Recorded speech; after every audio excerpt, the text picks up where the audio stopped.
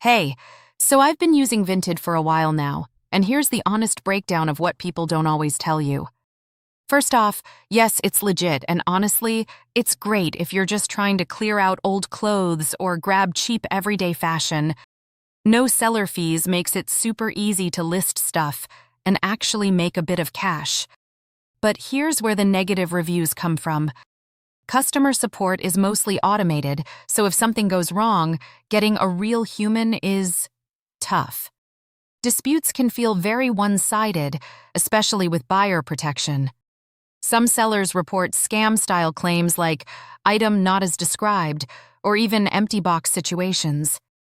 Delivery issues also pop up since they rely on third-party couriers, and lost parcels can be a headache. So, is it worth it? Yes, for low-value clothes and bargains. But for expensive designer items or electronics, I'd be careful. Quick tip: keep everything in-app, take photos, and check seller reviews before buying.